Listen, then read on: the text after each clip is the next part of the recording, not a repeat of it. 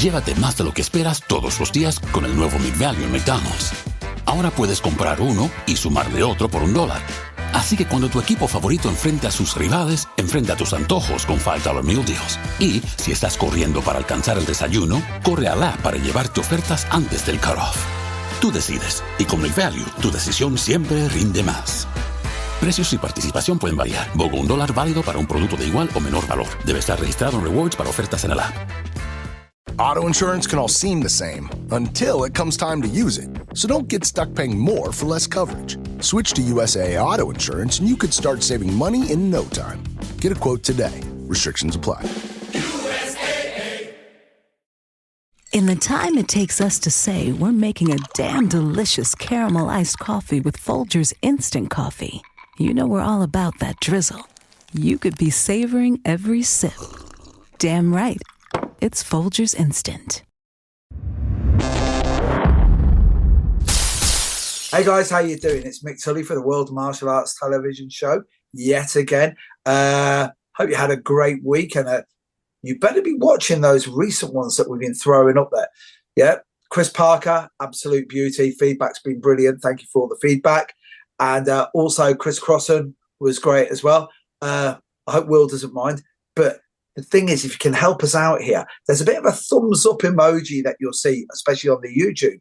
And if you can give us a thumbs up and then press subscribe, don't worry, we won't get you into any chain letter nonsense or anything like that. You don't have to sell your soul. I won't be trying to sell you aloe vera or anything, but it just means that we can deliver straight to you.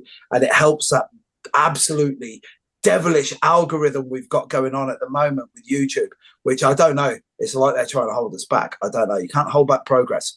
You Luddites over there in YouTube. Right, anyway, all of that out of the way. Sorry about the preamble, but I've got an absolute beauty of an interview today for you. If I come across a little bit more stoic than usual and a little bit more well-behaved, it's quite funny because the gentleman I'm going to chat to today, he's a bit of a paradox. He's easily one of the funniest men I know, easily one of the nicest blokes I know, easily, when it comes to karateka, one of the most functional men I know. But every time I hang around with him, I feel like I should behave myself a little bit because he takes the really important parts of karate very seriously. And I don't really, and I should be a little bit more well behaved around him. But it is the one and the only Sensei Steve Lowe. Steve, thanks for coming in, man. Very welcome. What an introduction. Well, you know what I mean? Wigan's finest, mate. And I know quite a few guys around Wigan.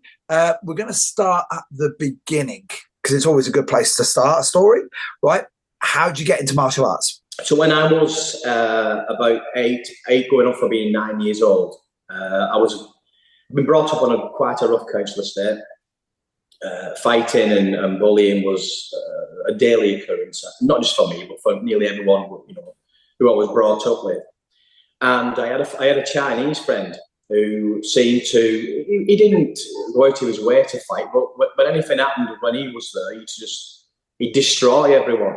It was only 8 or 9 years old kids, but he could defend himself against bigger kids and everything. And it kind of turned out that it's like a bit of a Mr. Miyagi one. His dad was a kung fu teacher, and basically I just started to beg and wanted him to teach me. I didn't know it was kung fu at the time. It was just I needed to protect myself, and it was one particular day we'd had a bit of a fight with a gang of kids, and I came worse off, and we ended up going back to his house to be fixed up. And that's when his dad said, right, fair enough, okay, I'll teach you. And I started then with him, and that was about 8 going on for 9 years old. And then I was there almost daily with him. And all it kind of consisted of really was strengthening, conditioning, and if they do this, you do that to them. And that was till I was 16, till they emigrated. And was that kung fu? Yeah, with him being Chinese?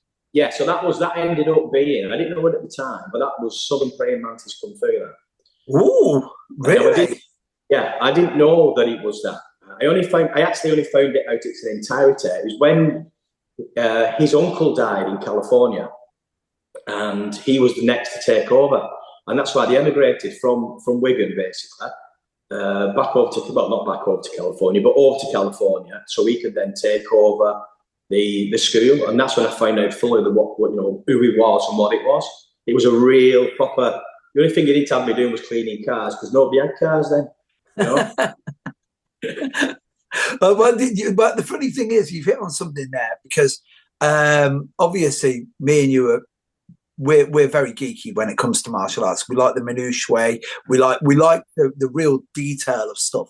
But like yourself, I just wanted to, like, all karate is the same, all kung fu is the same. It's like karate is all Japanese, kung fu, and then I used to, like, the first time I actually started really thinking about that, like a differentiation between different arts, was when I saw Korean karate, be it like, and it was Tang Sudo, right? So it was basically Taekwondo, and it, like, when you look back on it now, it was just a political thing where it was like, right, we're going to change to a different name. But up until that point, I didn't really care what it was called. It's like, the whole ignorance is bliss thing. And were you doing forms and like, No, we didn't do nothing. It was honestly, it was really. They used to live on. There's a particular estate. It's gone now, thank God. And they were like flats that used to have a balcony. Yeah, and he used to have us basically training. Like you see in the Karate Kid movies, when you're in the horse riding stance, 2 tins of rice and this kind of thing, and then punching pads. Well, they weren't pads. We used to hit. Remember the old yellow pages? Yes. I remember. I used to have us hitting the yellow pages and stuff like that. Was our pads. Wow. Showing us basically what to do. But I was the same. I had no understanding, as far as I was concerned. If it was to do with Bruce Lee, then it was good, But yeah. I was the same. So I only understood style because when they left and I was 16, I did then what everybody did, because there's no internet. So there was a poster up in the local shop at a martial art, a karate dojo it was, at a local labour club. And I went, and that was the first time that I'd seen another style, and it turned into the Shotokan. Right. Well, you see, this is the thing. So, that's it's almost like, and this is new to me. This is like the opposite to most people, because most people jump into like something like, and I don't want to upset some karateka, but like Shotokan is as generic as it can get in this country, especially where you are, and because it's like the KUGB were big anyway, right? And it was like you go down south, it's like KUG, because those boys up there, those Liverpool boys, ran the show. Like I went up and trained once at the Red Triangle, and then I realised how tough these dudes really were. You know what I mean? But most people got into karate and then went into a more esoteric art, which Praying Mantis is an esoteric art. I don't care what anyone says, but it was one of them. So how did you find the transition from going, because obviously it was alive, right, when you were doing Praying Mantis to Shotokan? Yeah, so I remember that. I'll never forget. So the first class I went to was on Sunday, right? And the Sunday class for them was kumite. So I goes in. First thing what was unusual, they were all putting shin and step pads on, back, mitts on, and I'm thinking groin guards, and I've not got none of them. I'm not used to that. So I think the first one I had, so I had this guy come running at me with, trying to punch me and what have you. And I kicked him in the bollocks and put an elbow around his head. So then it was kind of like, you can't do that, you can't be this kind of. So I don't understand what you mean. Fighting's fighting to me. And then I had to really, really change how I was. And I went, I've said this before, I was 16 years old, going through high school up to being 16. When I started high school, I went from being a kid who was bullied in middle school and junior school to a kid in high school that I was by no means a bully. I was one of the kids that you just didn't mess with anymore. If you mess with me, I think I was the first person to, you feck around, you find out kind of thing, you know. But then I went from that, started doing Shotokan for 2 or 3 years, and then I did a brief stint on the doors at 19, and I went there and I was like, what the hell? It had undone the abilities I had. Yeah. Because I had to change and adapt, I'd done the full circle. And it was then that I thought, oh, no. I've got to do something about this, you know. And then went on from there. Well, you see, this is that's a very young age to come to that realization, because, you know, I have a few theories in life. It used to be like, just show you how I've had to evolve my theories. So I used to say for years, especially when I was in the karate world, there's nothing like when people used to talk about black belts being really tough. I was like, no, what's the worst thing on the planet is either a complete and utter like dyspraxic white belt who doesn't understand any rules whatsoever and just throws limbs at you really fast. And because he doesn't know the rule of the game, it's a bit like, you know, it's like playing chess with a pigeon, isn't it? He'll knock all the pieces over and shit all over the board on you, right? So you can't fight against that guy. And then the other one is like the brown belt, because the hungry brown belt's a nightmare. And we have it now in Brazilian Jiu-Jitsu, where it's like there's no one more dangerous than a blue belt, and a fresh blue belt at that, because he's already scared because all the white belts are trying to kill him because it's Lord of the Flies. And the only way they get their blue belt is to be able to beat up a fresh blue belt. And then he's there going, right, well, I've got to take out as many scalps as possible. And it's that, I think the best way to explain it is that chaos, because it's like, just as you're saying this, my brain's already firing off here, where it's like, you went in, and with the greatest respect, you went into like Praying Mantis, where I'm guessing it was chaotic. The training is chaotic, right? And then you went from that to trying to, I'm not saying that you can bring order to chaos, but living in that chaotic world, you can get a bit of an idea. You know, because you've been there, right? And then what you do is you go in and then you allow yourself to be shackled by parameters because you want to learn a style. And like I've found this before. It's like I always say that some dogmatic styles is like wearing an ill-fitting suit, because the thing is, that's why you should go and see a tailor, because you can buy the suit and it might be good off the peg, but not very many times does it fit perfectly. And that's like every martial art I've ever seen, you know. And on the right person, that fits well. But like, again, I know I'm waxing lyrically here. It's very Bruce Lee what I'm saying here, you know. It's like Bruce Lee was the only guy that could get away wearing a pair of like track bottoms, 3-piece like a tweed jacket, and then a deer stalker. You know, I'm going off on tangents here, but like that's basically what he was doing. So I found it interesting there where you were saying that, because when you go in, one of the things that I've always admired about you, by the way, is you've been straight off from the bat, where you're like evangelical about this point here, which I'm going to get you to explain, right? Which is karate was never meant to be a sport, was it? As far as you're concerned, right? No. And it's like, I've looked at it and it is quite funny, because karate, if you watch it at the highest level, you know, the likes of Frank Brennan, Eugene Codrington, Black Jeff Thompson, how mad's that? Like they've got two Jeff Thompsons, you have to say which one. Oh, the black guy, he was, the point fighting guy, right? And then you go, but like you watch those guys and their poetry in motion, but they're only poetry in motion because I get to see the YouTube highlights. When you see Kyoka Shinkai is a great example, because Kyoka Shinkai, I truly believe, is one of the only martial arts styles that's been able to shoehorn itself into a sporting sort of environment, and not basically not all of you turn into eunuchs. If that, you understand where I'm coming from, right? Yeah. Where you're being restrained. Because when you see those guys, it's just two guys squaring off and just throwing limbs as hard as they can at each other. And then every now and again, the guy who understands a bit of Tai Sabaki. So if you guys don't know what I'm on about, karate, you're not karate, just basically footwork. But Tai Sabaki does sound cool, you know what I mean? But it was like, you've never ever believed that karate should have become a sport. No. So can you expand on where you first came out with that, where you first came to that conclusion, and basically how you teach now? Right. So even though I'm known as a karate guy, I've just finished the class. I'm probably the more outside of this dojo. I mean, I've been saying it this morning because we've got 4 new guys started. And probably the most thing I say on seminars is stop doing karate. You know, I get a lot of karate guys come in and I say, look, first of all, let's stop doing karate. I'm not teaching you karate. You can't really put a name on what we do. Right? It's pre-karate. It's Uchinadi, it's Todi, it's tea, it's whatever, what's in the name, It's just pre-Japanese karate, before Japanese influence, right?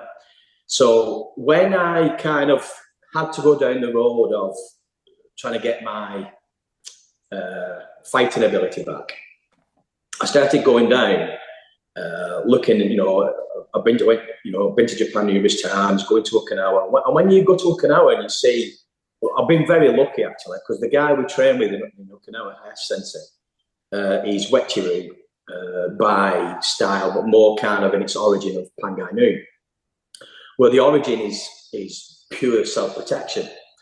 And then you come across people like Vince Morris, who I spent a time with Vince Morris, and Don Kane, he's representative here, and then Hanshi McCarthy as well. And you look at what work they've done, and I thought, hang on a minute, there is karate in its origin, it's got it. It's got everything that I need. I've just got to get off my lazy ass and find out exactly what it is. So that kind of set me down a path of studying the pre-karate, if you will. What is the origin? When the origin was only about self-protection. Everybody seems to have jumped on this bandwagon now of, the kata and application. It's the application that used to be that's only the fighting side of karate. The self-protection side, not the fighting side. And it's wrong. It's kind of like, I get all the slippers thrown at me for this, but they've got to understand that the fighting came first. The kata came from that. As a solo representation of that, as a way to pass over principles and ideas. And it's generally everything that you need to protect yourself is in karate. Yeah. Well, you see, you've hit on something here, which is I'm going to have to, I'm going to have to mention again a karateka that I really rate. It's really funny because I got out of karate and like I was always I deep down I was always going to be a JKD guy, but like karate was great. It's a great foundation for me. And then obviously, as you well know, it's like I came up. You graciously invited me up to teach with when you were doing the seminar to raise money for mental health and stuff. And I came up and I loved what you were doing because I was watching you and you go, first of all, we don't do karate. This isn't karate. This is a name we've just had to put on it, right? And then it was really funny because yourself, and you'll be embarrassed that I'm throwing you in I'm putting you in the same sentence as this guy, and you'll say no, that you shouldn't be in there, but I truly believe you should. Gavin Mulholland, right? Another, like, just a legend in karate, just unreal. And he'll tell me, no, don't really do karate. You go, it looks like you do. Wear a gi, speak Japanese terminology. And he's like, yeah, but that's how I learned it. So I'm going to have to pass that on. But it's way bigger than that. It's so much bigger than that. And it is funny because the bunkai always got me when I was doing karate with Andy Margaret, because we were like, and Andy, wicked bloke, and love him to death. Still see him all the time. Great guy. And I always said to her, I said, it feels contrived what we're doing here, because we're trying to go like start a Pinan Nidan, guys can't see it, but or Shodan if you want, a Rugai. And they're like, we're trying to work it. And then as soon as I did Jeet Kune Do, I was like, so that's just a gunting and a backhand, right? But I still maintain it's a Satoaki, cover, Tetsui.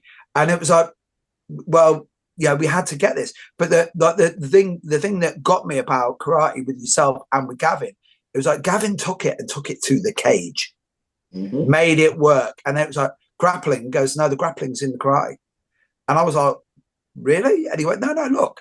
And then he showed me it. And then this is the thing that's made me, I've had to rethink a lot of this recently, especially with my own jiu-jitsu, because I went for a period there where I was I was martial artist to trying to then be an athlete.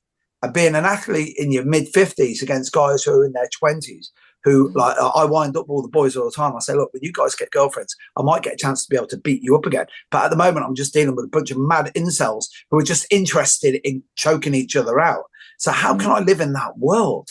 And like brings me round to what you mentioned earlier about karate not being a sport, because I was, it's mad how just as I'm going to use myself an example, like you get into an art and you think, right, now I'm settled. And then you have to reassess who you are literally every 7 to 10 years, I think now. Like if you stick with it every 7 to 10 years, and I only said it this morning at my class that I was teaching. I turned around and I said to the guys, I was like, guys, like what worked for me 8 years ago doesn't work for me anymore. Or it does, but it takes more effort to do it. And what I want to do is I want to stick with it as long as possible. So that's going to, like, it's leading me into where we're going to backtrack a little bit, because you got into Shotokan, but then explain your evolution from where you were in Shotokan to, like, explain, if you don't mind, the name of your dojo. Because what I like about the name of your dojo, it's funny because for some people look at it and go, yeah, so what he did was he got this railway arch, put down probably the best wooden floor I've ever seen in my life, which is perfect, and then just opened up a door on it. But it's way bigger than that, because the thing is, your dojo, and I know you pride yourself on it, because it's something special in today's society. It ain't just a space. Yeah, there's a bit more to it. So if you don't mind, explain how you got to where you were. And I know this is a big convoluted way of asking this, right? Explain how you got to the position where you first opened up the door, because when you opened that up, you had a completely different ethos to being a Shotokan guy. You know where I'm coming from. So time for the timeline, Steve. Right. So I'll skip some. So I went through a period of, like I said, I did a short stint of door work. Then I've done little bits of stuff from that, a bit of minding, bit of this, bit of debt collecting. I've not been an angel, right? Let's just say that. Yeah. But it gave me experience, right? So I kind of sourced people out, so all over the world, and all I wanted to do was try and get what I wanted from the martial arts, which was kind of what I was brought up with, but also doing the karate. I'd already decided then the karate road was for me, because I knew the answers were there. And by my mid-20s, I realised there wasn't one person who had the answer for me. So I thought, right, okay, I'll tell you what I'll do. So I'll start teaching. I'll get a few of my friends together. We'll get a dojo. It was in a school hall, and we'll just train together. That was the very, very start. I didn't want to do it for monetary, nothing like that. All I wanted to do was get a few like-minded guys together. Let's build something we can work to train, basically. And then, so that's kind of come through, and I've been through every version of that you could dream of, I even tried to keep it. I went down the mainstream route. My dojo in Wigan was the first dojo for the JKS in this country. Went down that road for a while, tried to get the kind of, what's the word? Try to get a bit more mainstream, because I had bills to pay. I wanted to make a student group. And then I just kind of realised that, you know what, I'm never going to have it. What we do is never going to be mainstream, ever. Because there's only a certain amount of people, for example, will gladly be it. There's only a certain people who will gladly go through the mill to try and get power generation. It takes a certain kind of person. So I've always had, so from then, probably from 90, I think it was 99, I got my first full-time dojo. And since then, I've had full-time dojos. Ones I've owned, ones we've part-owned. And then the last one before this, we was part-owned with somebody else, and that didn't work out because we had different directions. And then, but I had a good set of lads behind me. And I said to Luke, I've had enough. Let's look for a dojo which is just ours. We'll keep it private. We're not interested in what other people think and stuff like this. And we found this, and it's actually this coming December. We'll have had it 10 years then, and we've just kind of we kind of morphed then into a private dojo of sorts. But anybody can come, but you've got to have an invite. And we've become kind of this like a co-op, really, like a self-funding, self-managing full-time dojo. studying what, the name of that dojo is the Koru Kyudokan. The name of the dojo just simply means, so Koru means ancient ways. And in my interpretation of the ancient ways, is not like the Japanese one where it's about legacy. Koru for me, ancient ways, is when it was of its original purpose, which is self-protection. And Kyudokan just means the building that we train. So in essence, it just means this is the building that we train in the ancient ways.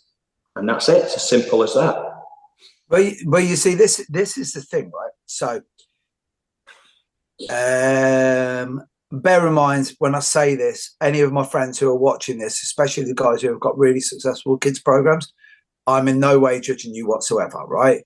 Because all of my friends who have got successful kids programs, whether it's Brazilian Jiu-Jitsu or if it's just generic martial arts, they run it first and foremost as a martial arts school. So, I've got a couple of friends of mine who it's funny because we're all sort of reaching the same age now where they're all like, I'm just done in with kids now. Can't handle it. I'm having kids turning up saying, yeah, the warm-up's too hard. And you give a kid 15 press-ups and then they're going off into a corner crying because you've triggered them somehow. And you're like, mate, when I was your age, I'd give you 15 press-ups and I'd have one of your mates sitting on your back.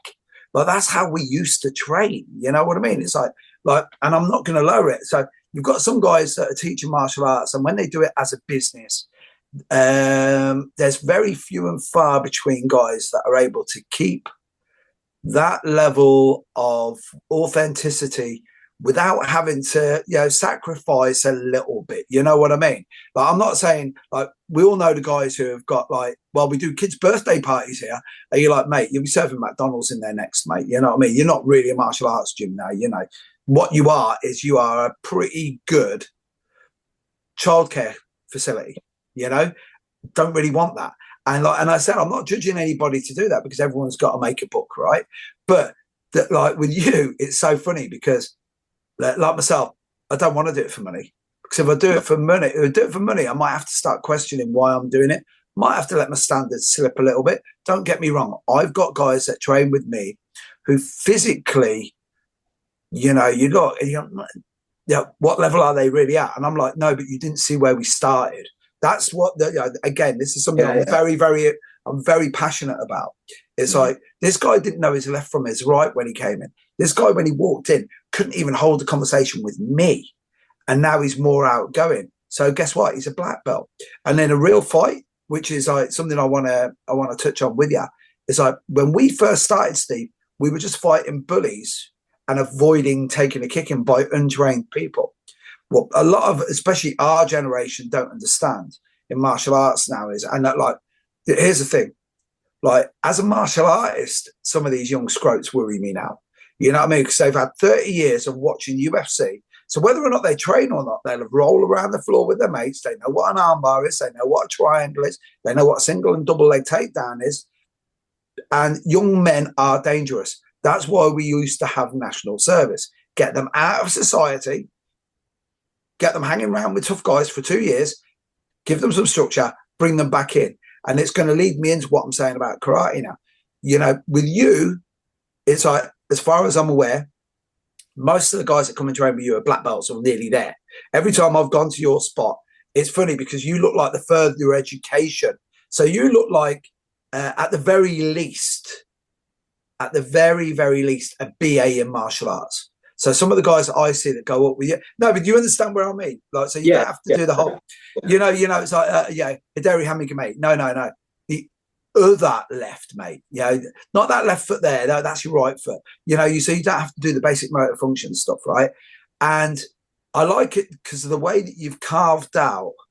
It's a niche, yeah. And it's funny because if you look on, depending on how well behaved your algorithm is, right? You can look on your social media and go, oh, karate's dying. It's all about BJJ. But if you're a karateka, you look at it and go, what's this? Like, every now and again, I get these things where guys are rolling around the floor. So the algorithm is shaping the way we think, first of all, more importantly. But what people don't understand is how big traditional martial arts still are, especially in this country. There's way more people doing karate and taekwondo than doing MMA. Way more. And it's like, it's funny because the reason I've led all of that is you normally just get karateka come in and it's invite only. Have you ever had like the odd just Walter Mitty character try and drop in? And tell me about these guys, because I love them in the JKD world. So they turn up in the Game of Death suit, and they're like, my favourite's when they try and impress Daniel Santo at a seminar, and you go, you're talking about a guy who knew Bruce Lee, and like, as good as that like unitard is that you're wearing, mate, you know what I mean? It's not really that impressive. So you've had a couple of the Walps walk in, yeah? Well, no, not walk in. We kind of. So I was only on about this again the other day because, like I said, we've just got 4 new guys come. We've not by choice. We've ended up kind of a dojo that's full of downgrades. They've all, you know, they're all middle-aged men. We have had some ladies come through, but it's nearly all middle-aged men. Been training 20 years plus. Become somewhat, regardless of style, become what disillusioned with what they've been doing. They need that deeper study. They want that next level. You know, they've reached an age where they can't prance about anymore with the young kids, but they know there's more to it, and they kind of source us out that way. But we have got because of the seminars that I hold in, I put us on Google. So you get people who Google karate in Wigan, and of course we're going to come up, you know. And we've had 2 or 3 that, like, you know, for the front door to go here while we're training is very rare because nobody knows. You've been here, you don't know who it is. It's very hard to find. It's not advertised anywhere. So to find us, they've got to put some work in, and that, unfortunately, because I've had to put us on Google so people can actually find us. We have had the odd strange one come in, and the last one we had. He, previous to coming to us, he'd been with a few friends doing MMA in the local park, right? And yeah, I know. And he came in kind of expecting to do that. And then what I do is generally when I get people like that come in and you think, oh Christ, here we go. So what I'll do then is I'll do a power generation seminar. So I'll make them all the pad, and it won't be me. You know, sometimes it's me, but I'll get one of the other guys, and we'll just go through a basic power generation, and until you feel shot at and into your body and come out your ass, then you know you've not felt anything like it.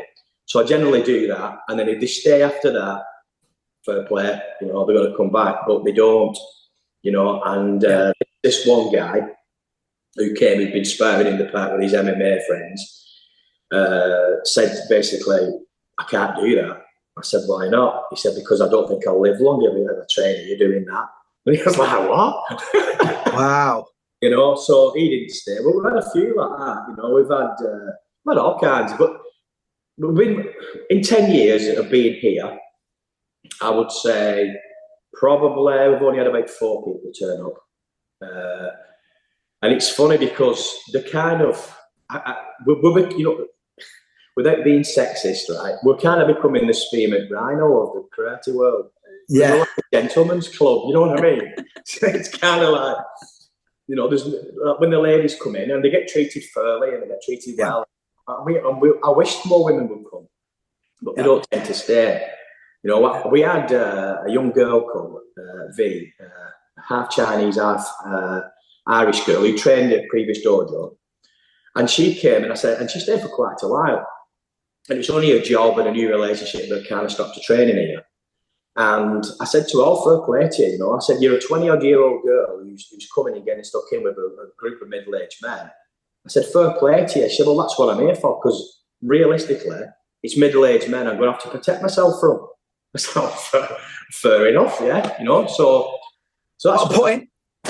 You know, she stayed for a couple of years. But like I said, you know, her life changed and it moved on. But I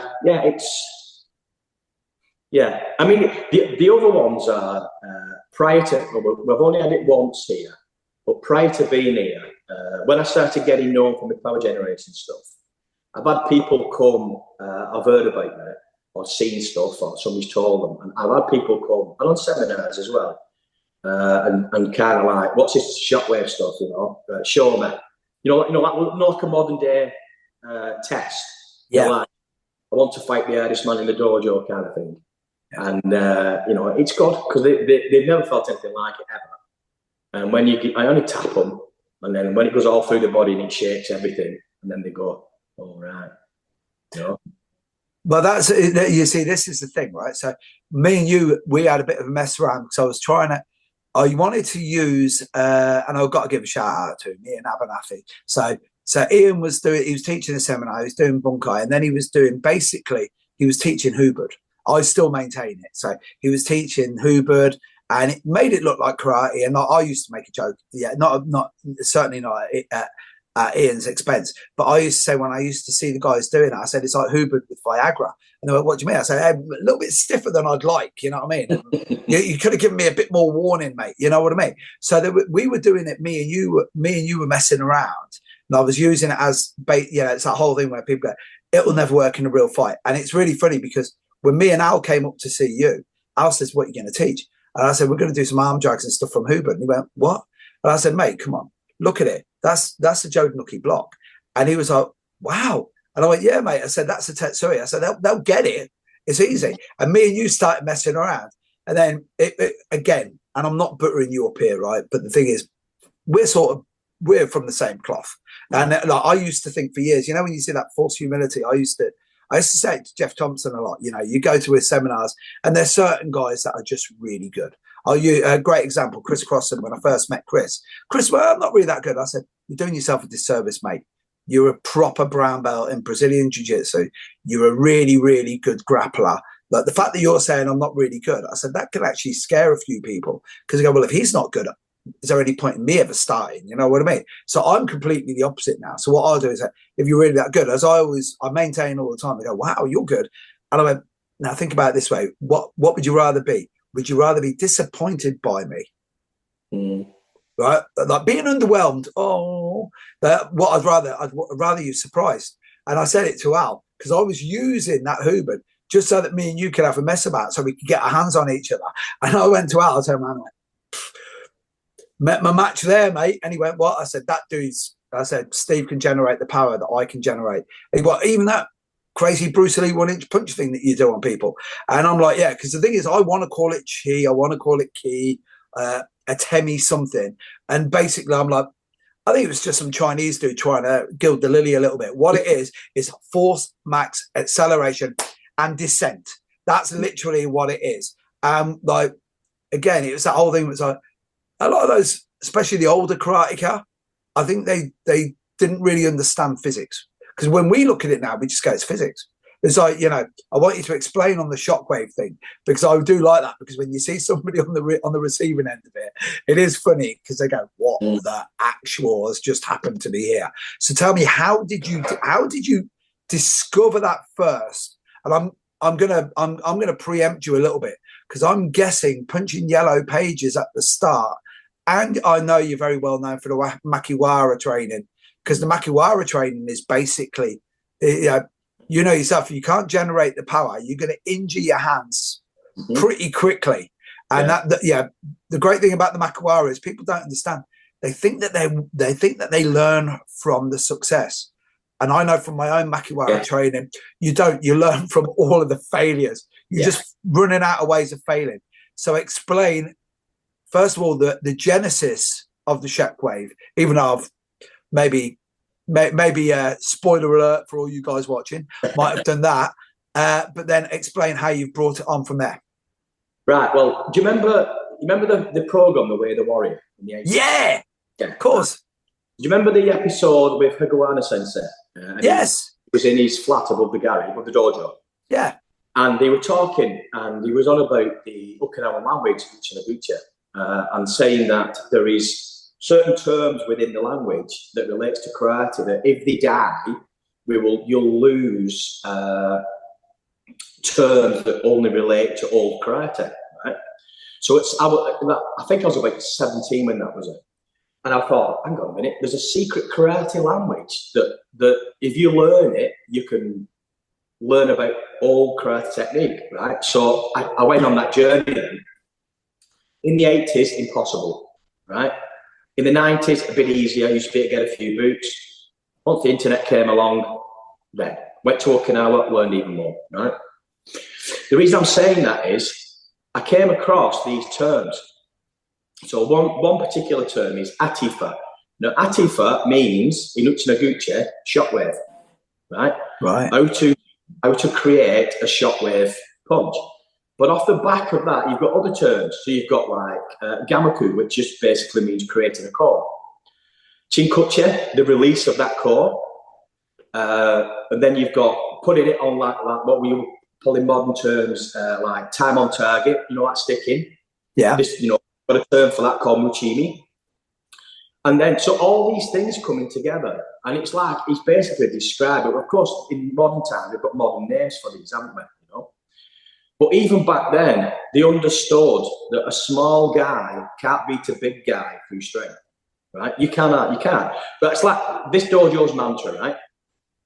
I say this all the time. This is what I'm going to have on my gravestone, amongst other things, right? My gravestone is going to be as big as Beach Hill, right? So it's going to say on it, so our mantra is, you can never stop a man's size, strength, or ability being an advantage for him. But through correct training, you can stop it being a disadvantage for you, right? So one of those things is these little Okinawan guys, Chinese guys, whatever, they understood how the body worked, right? And they could manipulate the internals and externals of the body to create an energy force that you hit with, right? The correct kinetic chain, which is part of Chinkuche, delivering that shockwave time on target, putting it into the body, not on the surface, which is called nunchun. The end result is atifa, this shockwave, and there's many other facets to it, but basically that's what kind of got me into it and while learning it. Then when you feel it yourself from somebody else, a little guy taps you on the chest, and then you feel like you're going to shit a kidney out. You're like, what? It doesn't compute, does it? You're kind of like, I don't understand this. But me being me, and you're the same as me, I'm like, I want it. I don't care what it costs, how much time I've got to put in, I want that. I've never been a big guy. I'm broad set, but I've always been short. So that kind of started me. But here's the other one, right? Through all my studies, what I learned was when karate left Okinawa and went to Japan, it had already been changed in Okinawa, by the way, to go into the school systems. But two major things they took out of kata. One was, which is very well documented, all the nasty stuff, all the gouging, biting, throwing, limb breaking. But the other one that was taken out was the power generation principles, right? So when I realised this, so then part of my study was, let's put this power generation back in, and it changes the kata entirely, completely, And what you got to remember is, from our perspective, what kata is. It's principle based. If you're doing it on your own, it should be 80% principle driven. However, that principle is how to move, how to breathe, how to punch, how to kick, how to generate power. When you apply that with a partner, it flips on its head. It becomes 80% application based, 20% power. But you've got to have that power there. So it kind of, putting all this together, then you start looking at kata in it with different eyes, and then I start seeing it. I start seeing how they transfer the mass. I start seeing how they float in and transfer. I had to stop doing kata like a modern person, if that makes sense. Deep stances and as a performance. Once I flipped that coin and I learned that everything's in it, certainly the power generation. When you start looking at it through power generation principles, it changes the whole dynamic of the kata. Because then you realise, why am I stepping? Why am I moving? Why am I lifting this leg? Why am I bringing the pelvis up? Why am I tilting this?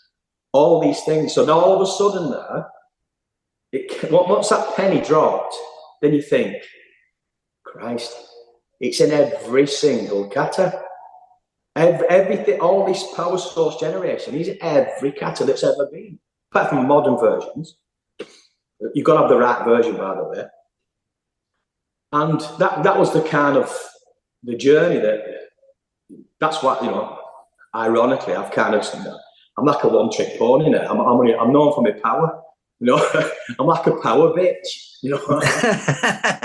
I'm going to have to step in there because you're not. You see, this is the funny thing. It's like,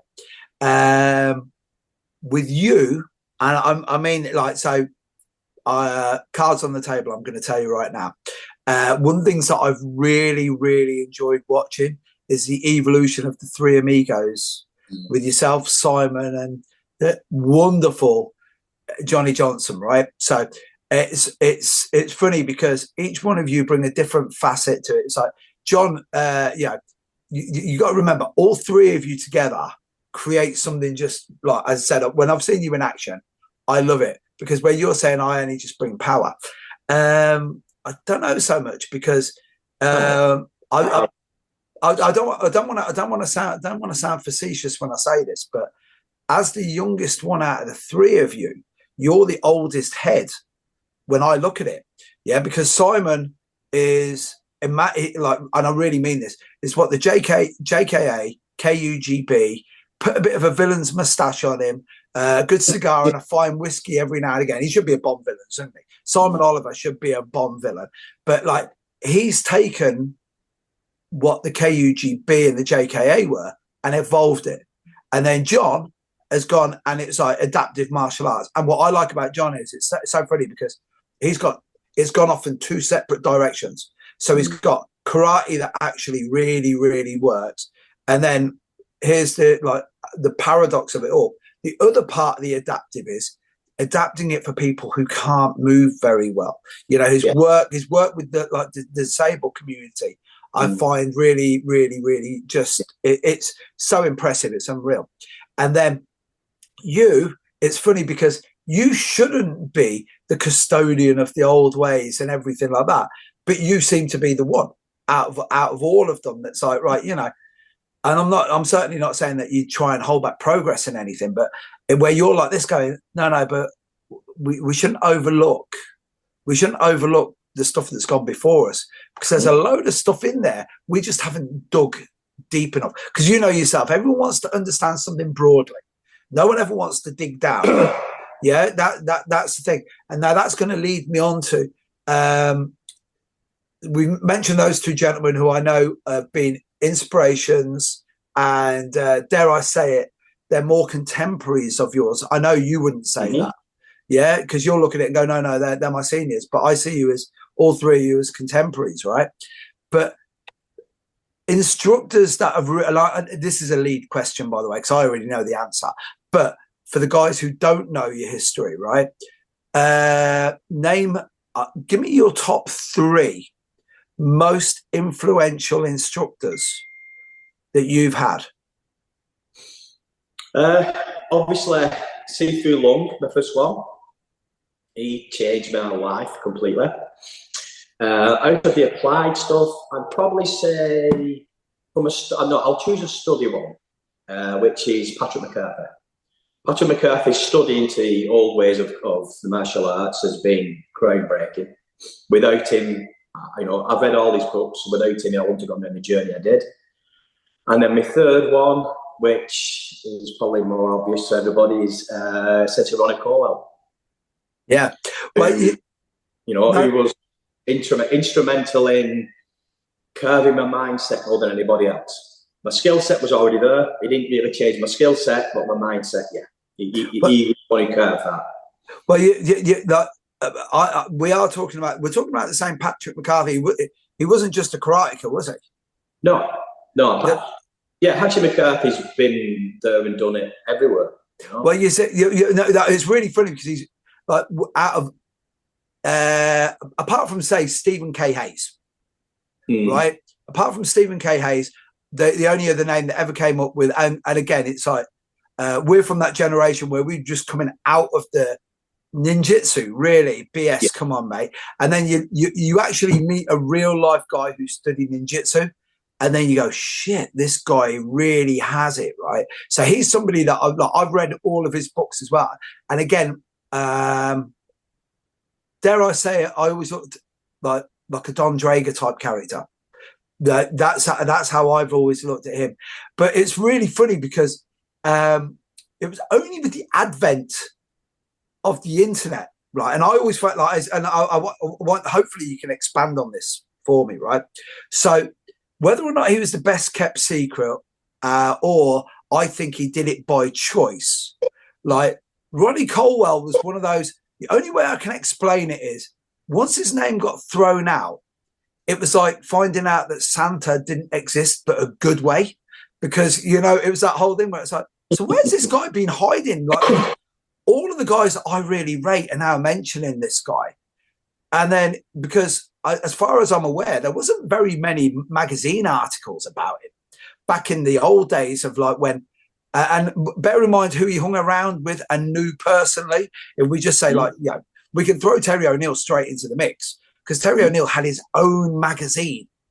And I was like, if there was anyone that was going to put him in, so I'm like, if he's not in these magazines, is that out of choice? And believe it or not, he's one of the only people that I really wish I had met.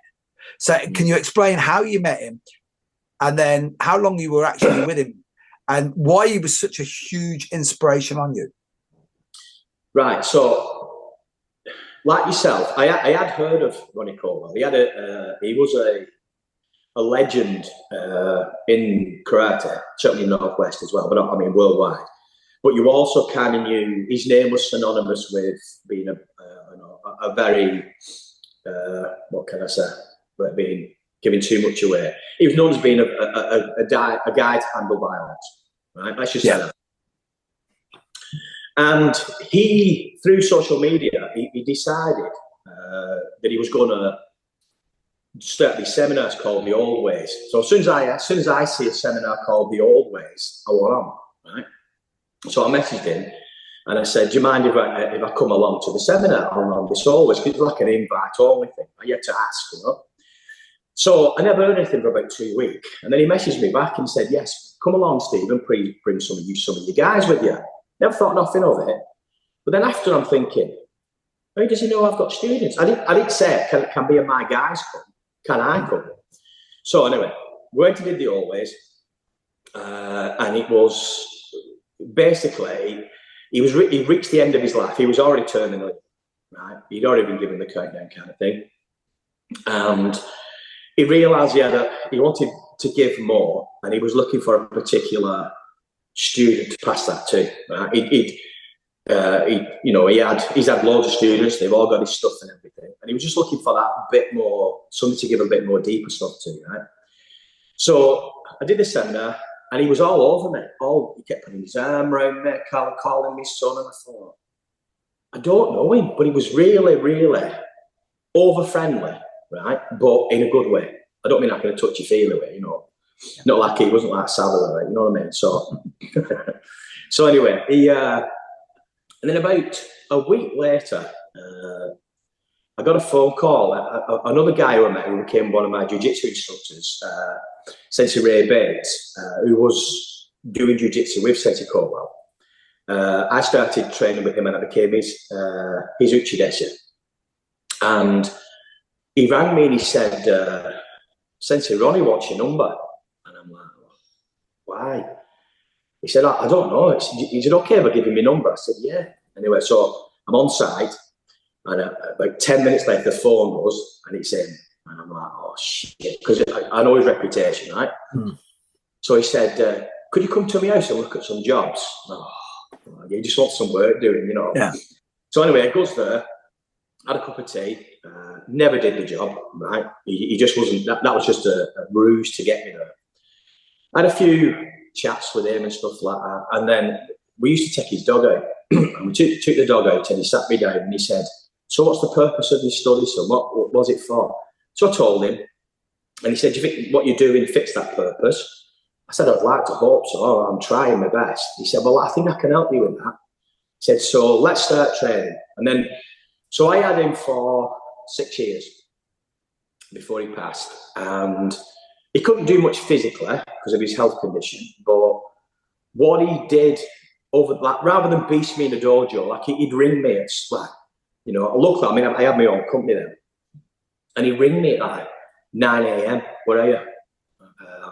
Wherever. And he'd say, I need you at the house now. So, right, okay. So I'd go, and I said, right, well, what's up? Nothing, I just wanted to go through something. Well, that was his way of testing me, that I would drop everything and go. Like he would, you know, if he could have tested me in the dojo. And we did, you know, first of all, we started off, he critiqued what I'd already knew. And the main thing he wasn't happy with was my entering skills, you know. And he had a unique way of telling, you know, training that. I'll tell you what, I'll share this one. Have we got plenty of time? Yeah. Yeah, loads of time. Right, I'll share this quick story, right? So we're in his kitchen, and he's up like a little step, and I'm below him. And he's got a wooden tanto, you know what I mean? Right? Yeah. And he said, right, when it comes up, you've got to enter. You're in there, right? You've got to enter. So he goes like this, and I enter. And he went, what are you doing? I said, I've just done what you said. I entered. He said, why are you taking your time? I was like, he said, do it again. So does it again. Goes like this with the button. Does it again. He said, why are you so slow? I'm like, I'm not. You know, I didn't think I was slow, right? He said, because you're using your legs. Why are you using your legs? Move from your centre. So right, so I did it. And he said, and this is, I'm not going to swear, but this was what Ronnie was like, right? Within 5 minutes, he'd go, right, I'll make you move, throw the tanto down, picks a live tanto, right, out of his drawer, said, right, move. And he went to stab me in the head. And I did it, right? Got underneath him. He said, see, you can do it. So why have you not been doing it? Crack. You know, that's how he was. So it's kind of, because it was all, so Sensei Ronnie's history probably speaks for him better. So ex-SAS Pathfinder, bodyguard, doorman, security guy, he's done all kinds. Every level of dealing with violence you could ever think of, he's been there and done it. When you mentioned before about him not being in the limelight, it was by choice. Most of the people that were hierarchy, he'd been there, done it, and I'm like, nah, can't be arsed with that. I just do my own thing. He was very well known within the circles for who he was and his ability, but he stayed away from the limelight, like I did, because he just couldn't be arsed with the politics, the backbiting, tickling each other's chins. He had no part of it. But yeah, like you say, you speak to people who knew, you know, there's been like forefathers of jiu-jitsu in this country, you know, and karate really. But because it's not written down in history, you get certain people who bring it up and they say, well, he's not down as this and not that. So listen, that's because by choice, he didn't tickle the right people's chins to go down in that. But believe me, he was there. Well, if you don't mind me, I've got to inject him because I should have actually, it was remiss of me to say this. I'd actually heard of him, but it was never in print. That was the thing. It was like they were like he was used in the same sentences as, you know, Gary Spears. So like people were saying to me, have you ever heard of this guy, Ronnie Colwell? And I'm like that. And like, obviously, like in my youth, I was a bit of an idiot. Anyway, I was still, well, it's that old classic line, you know, if you ever meet a bloke and you ask him, was he an idiot when he was younger? And he says, no, pretty good chance he's still a fucking idiot, right? Sorry for swearing, but you know what I mean? It's one of those where it's like, good job, you're probably still an idiot, mate. You haven't realised. And I remember, I can't remember how it worked. I was on a building site, actually, round Liverpool, and I was doing some work up there. And this would have been late 80s, late 80s, early 90s. And that was my one and only time when I went to the Red Triangle. And I went up there, and like the mad thing about that whole, like, again, when you talk about stuff being very zeitgeisty, right place, right time. So it's like in England, like you want to look at Brazilian Jiu-Jitsu, it's easy. You look down south and it will be Roger Gracie, Wilson Jr. for Jiu-Jitsu. Then it was Birmingham, and Birmingham was Braulio Estima and Maurizio Gomez to start off with. And then karate was funny because what a lot of people don't understand is, right, so you got Tiki Donovan, you got all the boys down south, right? But then you had an absolute dynasty up in Liverpool with the KUGB. And it's like when that people say lightning doesn't strike in the same place twice, it's like, well, you know, sorry, but there was quite a few guys like up around there training at the time, you know, especially where, you know, I don't know if you saw the book where it's Dennis Martin. So there's Dennis, there's Terry O'Neill and Gary Spears on the front of it. So those three on their own, you're talking about something else. But then what a lot of people don't understand is, and only because I'm a bit of a geek, is like Liverpool was huge for jiu-jitsu. But like pretty much like Bob Clark could be the main guy up there at the time. And it's funny that they all gravitated to the same place. But you see, it was funny because Ronnie Colwell, I heard the name, and it was through you actually, following you on social media, because it was mad, because it was 1 minute there was no sign of Ronnie Colwell. The next thing you know, there's you, there's Alfie Lewis, there's all these dudes coming up, and they're like, I'm training with Ronnie Colwell. And you look at him, and like, you know, impressive looking guy, even when he was like, because he was ill, but he was still a powerhouse looking dude. And like, he was a pretty distinctive character with the facial hair and everything else going on as well. And as soon as you looked at him, you were like, this guy, like, and it was like you were saying about this, the tickle in the right chins. It was funny because the few clips that he started putting out, you just looked at it and you go, now that's the real deal. And then like that, and that piqued my interest, because I'm like, but you don't get to that age and still be that good if you haven't been doing it for a really, really long time. And then what I really liked about his ethos was, if there was a guy who could actually sell karate as an ass-kicking like endeavor, he could have done it. And then every single one of his posts were completely anathema to that. Like I am waxing lyrically here, but it's this whole thing where it's like, you know, somebody who's truly, truly good at something, he doesn't have to tell you. Because if you can't see it, then there's something up with you, you know. So that's going to lead me into this. So with studying with Ronnie, did you rethink everything that you had, or were you just like fine-tuning what you already understood? Yeah, fine-tuning. Like I said, he spent about a year critiquing what I was doing. And then he said to me at the end of it, you know, I can't teach you anything physically. Because I was trying to share with him the power generation stuff, the Okinawan stuff. And he's saying, I don't know, son, I don't know. And I said, well, I've done this. And he said, I don't know. You know, that's beyond me. Let me show you this. And he kind of, I once said to him, he said to me, have you any regrets in your martial arts world? I said, do you know what? I said, I haven't, but I wish I would have met you sooner, Sensei, when I was maybe in my 20s. And he went, no. He said, I would have ruined you. I said, what do you mean? He said, all you be now is just a violent man. You wouldn't have the depth of knowledge. You wouldn't have the mindset to go away and study deeply what you do. He said, I would have ruined you. And I thought, what a strange thing to say, you know? So, yeah, he kind of, I think more than anything, it was the mindset. See, what many people don't understand is, I can show you here, right? Can you read that? It's going to be in reverse, isn't it? Yeah. Right. So anyway, so on here it says, at the bottom it says Hikari, right? So that's an ode to Sensei Lowe. So at his time in Japan, his nickname was Hikari. Now, Hikari means light switch, right? So because he was able to switch it on and switch it off like a light switch, the violent side. And it was that kind of, I think most of us are capable of being violent if we need to be, yeah? Yeah. He could switch it on like that for nothing, you know? And he tested me that way. He kind of made me able to tap into it, you know, being ferocious, but then immediately come out. And it was that he enabled me to, you know, he tested me in all kinds of ways.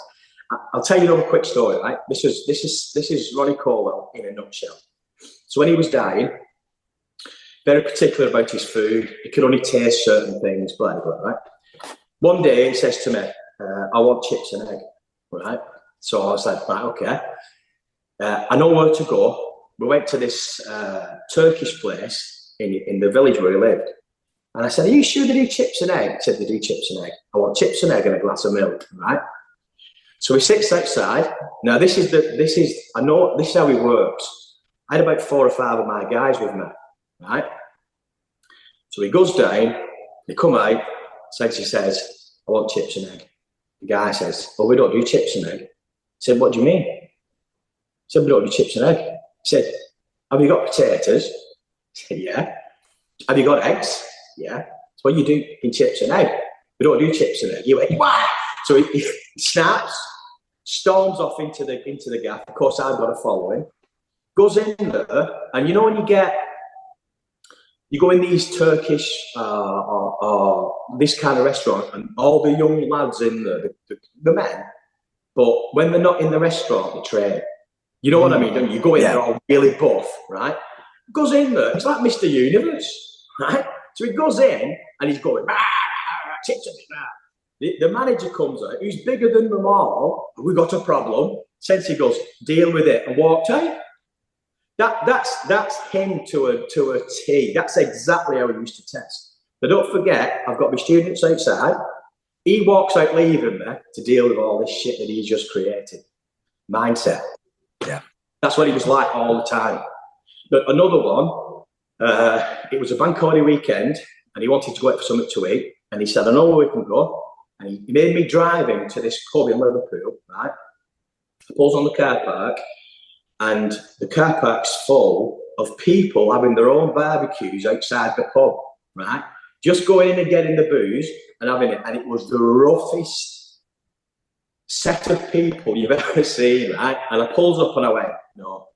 He went, what do you mean, no? I said, Sensei, we're not going in here. This is just, as soon as I open my mouth in here, it's going to kick off. Yeah. And he's going, I want something to eat. I said, I'll take you somewhere else. We're not going here. So I turns the car around, drives off. And as we're leaving the car park, he puts his hand on my shoulder. And I said, what? He went, sometimes you need to tell me to feck off. And I was like, yeah, I understand what you mean. That was a lesson in that I will always just do it on tour. Yeah.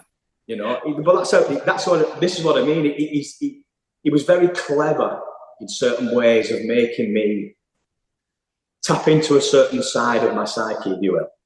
Yeah. That was it. Well, you see, this, as you were saying this, it's funny because I always say the same thing.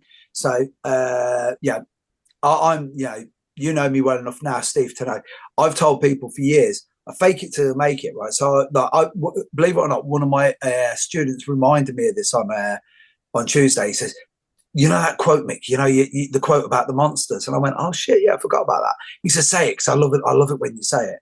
And I went, I said, I used to be scared of monsters. So do you know what I did? I became one.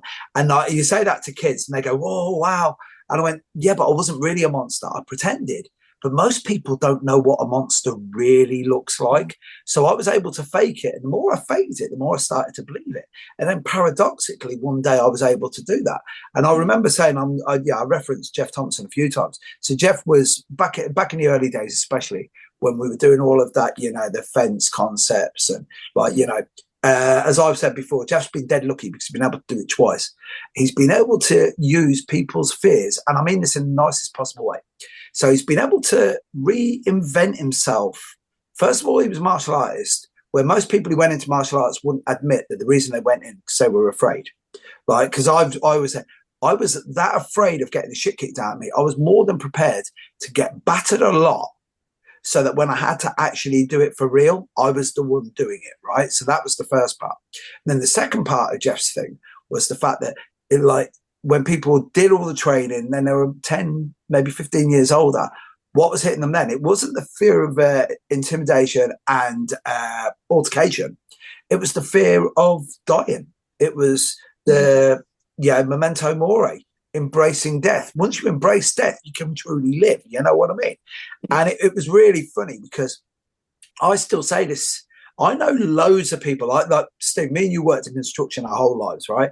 As soon as you walk through the door and you see a hole in an internal door and they say, do you want a cup of tea? And you're like, not really, thank you. Because first of all, you don't know what's going to be put into that tea.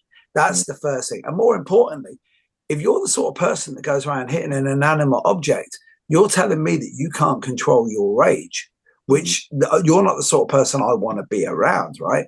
But are you able to switch it on, and then are you able to switch it off immediately? Mm. And when we used to first do, when me and Al Pearson first started training and trying to figure out what we were doing, we did a hell of a lot of trying to get that altered state. So could you switch it on? Because Al used to always go mad at me because I used to say, see these will get you locked up. See that will keep you locked up. And I was like, yeah, but when you say that on seminars, Mick, and I went, no, the guy in the shiny suit that I'm paying £150 an hour to, that lawyer, I'll let him do the talking for me. Yeah, but you look guilty. And I'm like, Yeah, but I already looked guilty because I was kicking the guy in the head. It wasn't that I looked guilty. I was guilty. Now it's a case of trying to prove it. And then I was like, yeah, but you can't say that to people. I went, right then, we should tell them to get a pair of running spikes and learn how to run, and then spend the rest of their life being frightened. And it was like when you were saying that about the Ronnie Colwell story, it's funny because going in there the first time and he's going in, and it's like, I want egg and chips. And like, he put you in there. Why? Because he knew, what, you're going to bottle it in front of your boys. You're going to bottle it in front of him. Right. And then you got that internal dialogue of going, is egg and chips really that worth it? And then the second time, which actually out of the two stories I like more, which is the bit where it's very Sun Tzu, which is, are you dictating the terrain of this fight? Are you dictating the time of this? Like very, very Sun Tzu. As I said, he's one of the guys that I really, really wish that I'd met, which is going to actually lead me into my last question, right? And again, I sort of know the answer, but I like the guys to hear this, right? So I've got to give a shout out to the Tividale boys, right? Because they are like, you know, when you go and teach for them and they're like, first time we ever taught, they were like, how much do you want? And I went, what are you doing here? And they went, well, we're raising money for charity. And I said, I don't want anything. And they were like, what do you mean? And I said, no, we'll go out for a bite to eat afterwards. And they were like, well, let me give you a bag of Tividale tat, which I really like. You know, you go there and it's like they give you this lucky bag. And it's like, well, I'll go back and the wife's going, great. So I've got another 2 mugs with some random martial arts logo on them, right? Which, by the way, first person who ever gave me that ever was Samuel Kwok. Like, Samuel Kwok gave me a mug with his name on it. And I went, what's this? He goes, everyone drinks tea, Mick. And I was like, yeah, but you're like some martial arts master. He goes, yeah, but I'll make more money out of mugs than I will out of teaching Kung Fu. And you're looking at it going, Jesus, Sam, you're a genius, mate. So like, I have to give them the shout out, only for the simple reason. It was the first time that I went there. Steve was there and he was wearing the black gi, right? So what is it illustrative of? Where did it come about? What's the genesis behind it? I know all of this, but it's for people who are listening, because I love the way that you're going to explain it. All right. So the black gi, mate, because guess what? Karatekas don't wear black gis. Over to you. Right,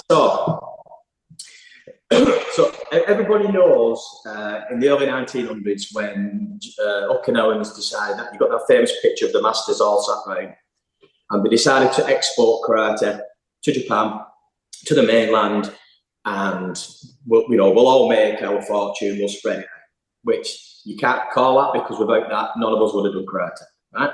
Yeah. But off the back of that, there's a lot of the older guys went, what? You want to give the Japanese the only thing that we've got to protect us from them? No, you're not. Yeah, we are. Yeah, we are. We've got to grow up. We've got to move on. So, in revolt of that, right, against that, some of the older guys then started to wear the black gi, like a black armband, if you will, as kind of going against the movement of karate forward. So I was speaking to, I got told this by a guy called Cesar Bukowski, which is probably the main guy in Canada, who's a very good friend of Ronnie Colwell Sensei.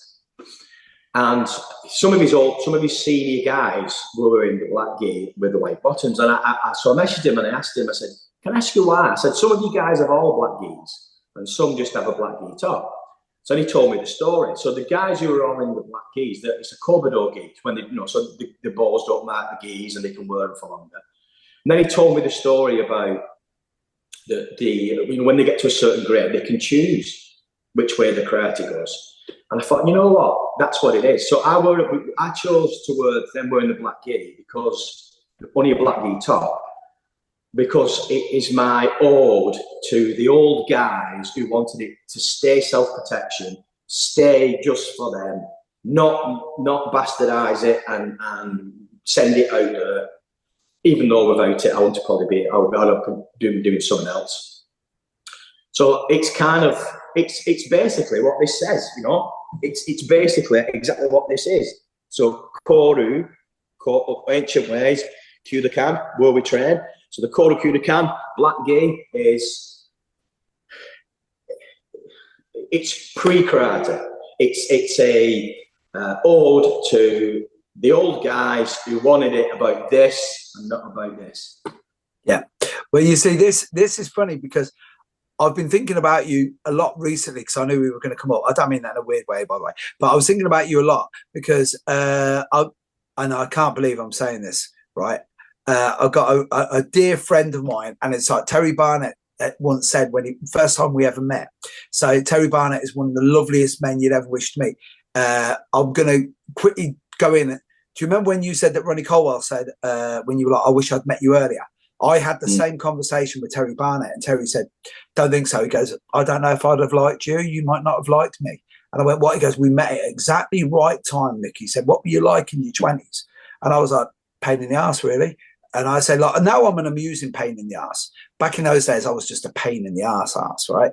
And he was like, no. And he was, so Terry teaches a couple of seminars a year for John Hagan, right? So I always use, like, John Hagan is one of the legitimately old school black belts in Brazilian Jiu-Jitsu, black belt in judo, ex-Royal Marine, really highly graded guy in Krav Maga, very, very good martial artist. And dare I say it, he's probably about the only guy I know that can get me biting my lip because he's as good at sarcasm and wind-ups as I am. Like, he's brutal, right?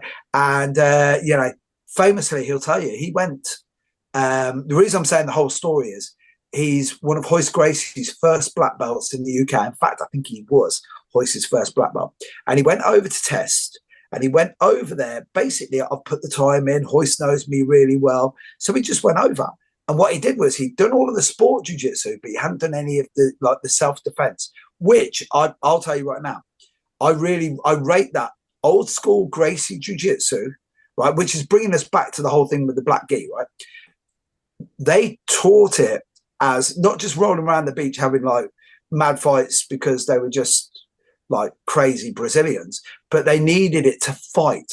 And like the whole thing about the Brazilians is the guys in the kimonos were always the rich guys. The guys who did the no-gi and the lucha libre, they were the guys from the favelas. So there was already this thing between those guys. And John went over, did his black belt, and he failed it. And he admitted, and he admits, he goes, he thought it was a foregone conclusion that I just showed up. And because he hadn't worked the self-defense aspect of it, he failed. So he went back the following year, worked on it all, did it. But John's really funny because the reason I'm saying the whole thing is John has this thing where if you train with him, you have to wear a white gi. But, and that's in deference to Hoist Gracie, to Helio, because Hoist Gracie now wears a blue belt because he says that the black belt's been devalued that much now that the blue belt's probably about the only belt that's worthwhile wearing. And I think old Helio used to do the same. But John actually put something up on Facebook there recently. It was great because there's a picture of him with a big, huge African dude who looks like Francis Ngannou, and he's in a black gi with a white belt on him.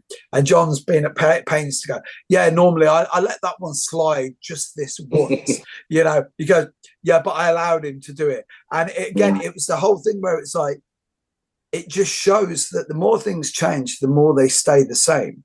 It's like right now you can wear any multicolored gi you want. And in jiu-jitsu, Helio would be spinning in his grave like a berimbolo backtake if he saw what jiu-jitsu has turned into. Because as an athletic endeavor and a sport, it's amazing. But going upside down to try and get a leg lock in a real fight, you're going to get American History X, mate. You're going to get your head stomped off you. And because we're in this pivotal moment now where people are now starting to understand what sport is and they're understanding what tradition is.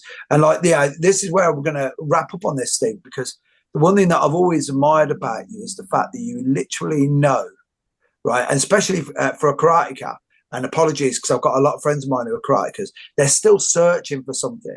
It's quite horrible when you see it because they've spent 35 years and they know there's something out there. And no, this is where I'm leading this. It's like they're there and you look at them and they're like, I get a few of them come to me and I'm like, no. What I can give you is I can tell you a few jokes, we have a bit of a laugh and we do it. But if you really want to stick to the the real tenets of what karateka was. Like it's mad because you don't have to go to Okinawa, mate. You just have to go to Wigan. And it was like, last time I was up there, mate, it was great. And it was an absolute joy. As I said, just spend time with you, I love anyway, because I love your ethos. You know what I mean? Because it's the truth. Because it's like, this is what I am. I'm too old now to change. Mm-hmm. Right? And I'm quite happy with who I am. And it's just so good to see your dojo doing so well, not selling out. And it was like, you know, me and you send the odd message to each other about, yeah, mate, you know, building site ain't great because it's, you know, remember, I always say this, you're the only person on the planet I know who doesn't like summer holidays apart from errant parents, because summer holidays is the busiest time of the year for you, innit, mate? Mm, yeah, but mate, I really like, I'm just going to give you the opportunity. So if anyone wants to reach out and connect with you, where do they need to go? Through social media. If you either search for me through Facebook or Instagram, or through the dojo Korakudokan, we've got pages on both as well. That's the way forward to do it. If you're local, if you Google us, you know, you'll find where we are. But just don't be intimidated when you come in, you know. But yeah, it's kind of like, you know, I do seminars. This year I've had to rein them back a bit. I'm not doing more than one a month. I'm not doing it, you know, because I work as well. If they want to sample what we do and get in contact, and I'll come down and do a seminar. It's not an expensive thing. Whatever you take, we split. Half goes to my dojo because I don't make any money from it. All the money pays for my dojo. And then if you want to move on from there, then you can, you know, hopefully you fit in with us, and you know, we fit in with you. You can come and join us. Mate, first of all, thank you so much for your time. Guys, trust me, like, I know BS when I say it, and I know the real deal when I say it. And I knew Steve was a real deal from day one. I'll sign off on this one. We did a seminar back. You were doing Three Amigos, but we were doing it at Gary's place. Derby. In Derby, yeah. So we were another legit dude, right? And we were there, and I remember, I think it might have been the first time that me and you actually met in real life. And I apologized to you all afterwards, because I was like, I said it to the students. I said, like, you guys are going to have a laugh and a joke, but you're nowhere near going to be as flippant as we've been for the last hour and a half, right? But I watched you guys in action, and I loved it. And I truly mean this. It's like, the great thing about martial arts is you go through and you meet guys that you should have met 25 years ago, but we didn't. First of all, thanks for your friendship, mate. Thanks for being authentic. Thanks for still being a good advert for what it should, like, don't take yourself too seriously. But as I always say this about you. I always say, like, Steve doesn't take himself seriously at all himself, but the material, what he's all about, like, it's dead serious, because there's some real value there, mate. And it's like, in this ever-changing world where people want the next new thing, and it is quite laughable, especially as a man in my mid-50s now, you know, to see these guys go, well, show me the next new thing. And you're like, people have been fighting for a long time. I'd rather go and see the guys who are just, you know, they've stayed in one piece, stayed compass mentors, which, again, I do, like we're mad, right? But if we'd have gone into boxing, we wouldn't be here anymore. If we'd have gone into wrestling, we wouldn't have been here. Like, this is the thing. I hate to break it to all you jiu-jitsu boys out there at the moment. Listen to Maurizio. Maurizio will tell you the truth. Do that berimbolo. Guess what? You will be walking around literally like Val Kilmer at the end of Heat when he got shot in the spine that time. You see, that's the range of motion you're going to have in your neck. And it should be holistic. But, bro, thank you so much for your time. You literally are. You're the real deal, mate. You're a legit sensei, which is what it should be about. But thank you so much. Can't wait to come up and see you again. Spend some time together. You know that, man. Steve, thank you so much. Thank you. Perfect.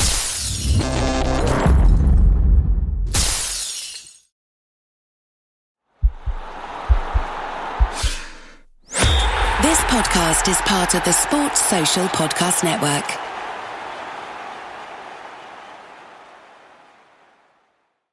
You're a startup founder. Finding product market fit is probably your number one priority. But to land bigger customers, you also need security compliance. Obtaining your SOC 2 or ISO 27001 certification can open those big doors, but they take time and energy, pulling you away from building and shipping. That's where Vanta comes in. Vanta is the all-in-one compliance solution helping startups get audit ready and build a strong security foundation, quickly and painlessly. Vanta automates the manual security tasks that slow you down, helping you streamline your audit. The platform connects you with trusted experts to build your program, auditors to get you through audits quickly, and a marketplace for essentials like pen testing. So whether you're closing your first deal or gearing up for growth, Vanta makes compliance easy. Join over 8,000 companies, including Y Combinator and Techstar startups who trust Vanta. For a limited time, get $1,000 off Vanta at vanta.com/simplify. That's VANTA.com/simplify for $1,000 off.